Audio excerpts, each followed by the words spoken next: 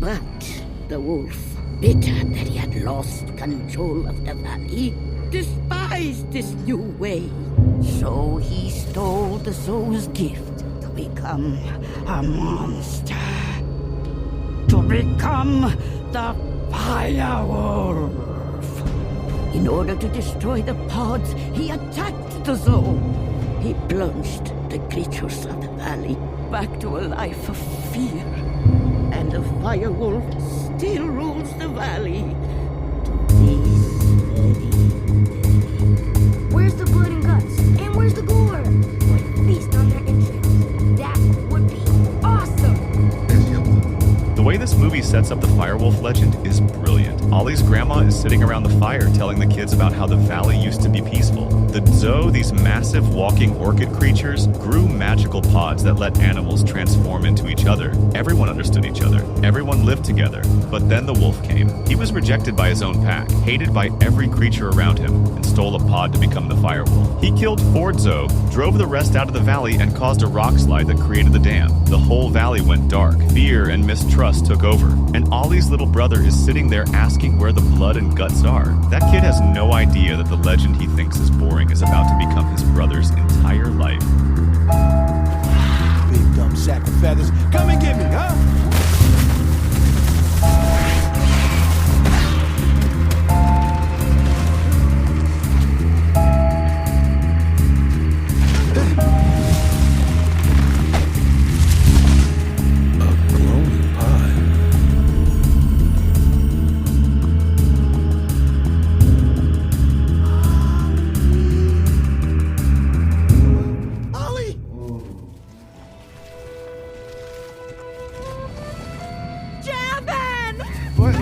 What? Where? No, Mama. Help me. Ma, it's me. Ollie's voice coming from the bird? The Javin ate Ollie! Allie, the Javin ate Ollie!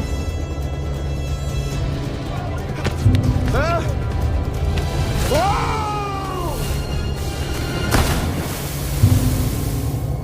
Then Ollie falls into the pit and touches a pod. He wakes up as a Javan, a bird. He is panicking, covered in feathers, trying to tell his parents it is still him. But his parents see a Javan standing where their son just disappeared, and they think the bird ate him. They start hitting him. He falls off the cliff and lands in the valley surrounded by Ivy and her sisters, Violet and Lily. He is screaming, "Stay back," waving a stick around, and Ivy is looking at him like his brain is broken, because to her, there is a Javan acting like he has never had wings before. Meanwhile, his whole family thinks he is dead, eaten by the enemy. That is the cruelest setup because Ollie did nothing wrong. He was just curious, and his curiosity turned him into the one thing his people were taught to fear. Hey, what's that smell? Would you just what? He's right here. Fly! Embrace your Javin body! Flap! Ollie! Shut it! Flap, watch out! Whoa! That was almost like flying. Run into the cave! What do you think I'm doing? Why aren't they following us in here?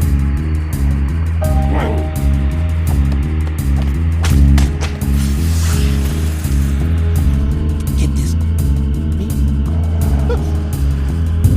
Now big step to your right. There we go. Root. Snake, that way. Okay, root. Good.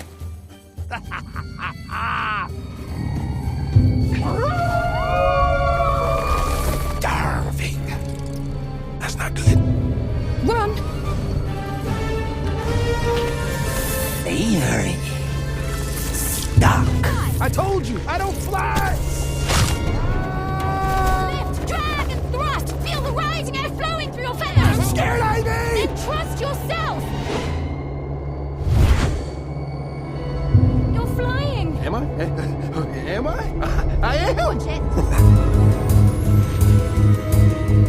The valley is not a safe place for two creatures in the wrong bodies. The tree wolves show up and these things are terrifying. Wolves with tree bark growing out of their heads, blending into the forest. Ollie cannot fly yet, so Ivy covers him in dung to hide his scent. That works, but barely. Then the root snakes. Ollie uses his puku nose to smell the difference between a root and a snake, and guides Ivy through the snake den step by step. Root, snake, left, right, snake. That whole sequence is pure tension, but the real moment is when Ivy pushes Ollie off a cliff and screams, flap or splat. He is falling, he is terrified, and then his wings catch. He flies for the first time, and you can see the joy on his face. He says this feels amazing. After spending his whole life on the ground hiding from everything, he is finally free. Ivy taught him that. The enemy taught him how to fly.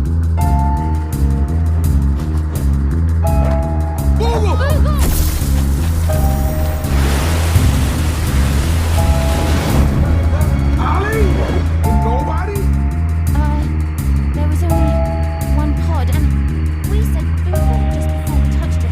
Tons of pods. I'm going for it. Waterfall's too strong for a single boogle. We lock fins and swim together. Megafish!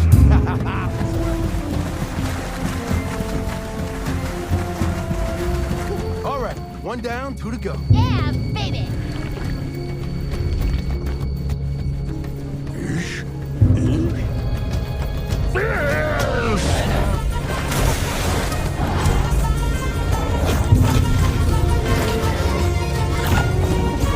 Reform Megafish!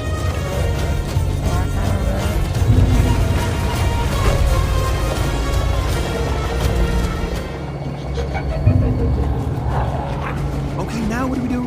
Come on now, anybody.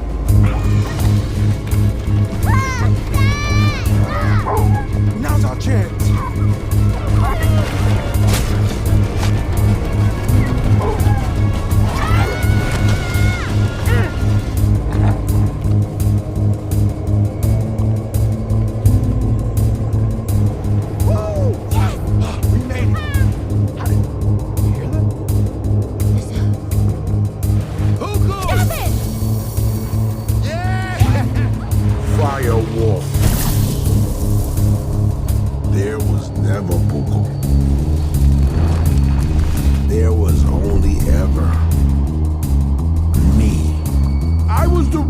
Of my litter, so my pack tossed me aside to die. I waited ages for someone to come along, some gullible, trusting fool like you. Ivy, what are you crying about? You wanted to get rid of her, didn't you? It's time. The valley was ruled by fear again. When Ollie and Ivy both end up as fish after fighting over a pod, the whole movie shifts. Now they are underwater with Boogle, the friendly purple fish who seems to know everything about the valley. He guides them through waterfalls, past the scary rock falls, and helps them find more pods. They form this triple fish formation called Megafish to swim against the current. The whole time Boogle is cracking jokes and being helpful, and you trust him completely because Tracy Morgan's voice makes everything sound safe. They find the pods and Ollie and Ivy transform back to their real bodies. But Boogle grabs a pod too, and then he says, maybe I could just become the firewolf, and his body starts changing. The friendly fish was the monster from the bedtime story the entire time. He was trapped in that fish body by the Dzo and waited centuries for someone gullible enough to help him escape. The second his true form comes back, he destroys the remaining pods, beats Ivy nearly to death, and tells Ollie there are no friends in the valley. That betrayal hits harder than any villain reveal in any animated movie I have seen in years.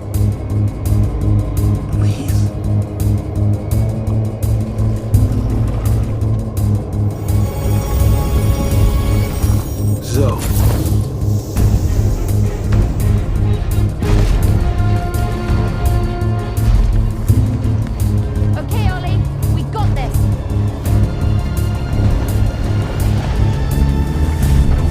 Stay away from them, Ollie.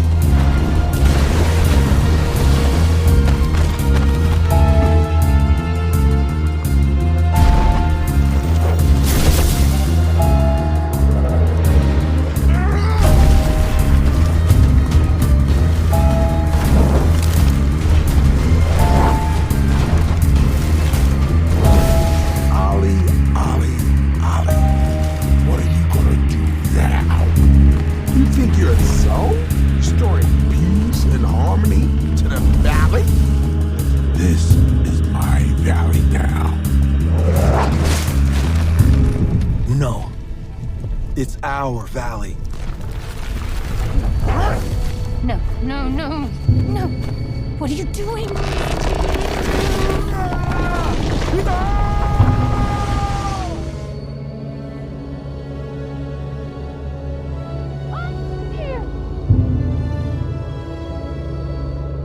The final fight is where Ollie becomes something nobody expected. He goes back to the pit where a dead Zoe lies and begs the spirit for one more pod. The Zoe answers, and Ollie uses it to transform into a Zoe himself, a massive walking orchid creature towering over the firewolf, the same kind of being that created peace in the valley thousands of years ago. Ivy tries to trick the firewolf by dropping the pod and yelling, "Boogle," hoping it would turn him back into a fish. But the firewolf is not falling for the same trap twice. He burns the pod and climbs onto Ollie's Diesel body, setting him on fire.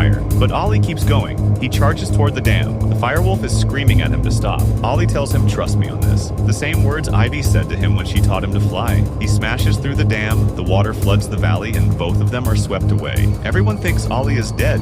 His parents are crying. Ivy is devastated. But then the Diesel come back, the real ones. The giant walking orchids that were banished from the valley are finally returning, and they bring Ollie with them, alive, back in his Puku body. He survived because the creatures he believed in him back. That ending is not just a happy ending. It is proof that trust works both ways.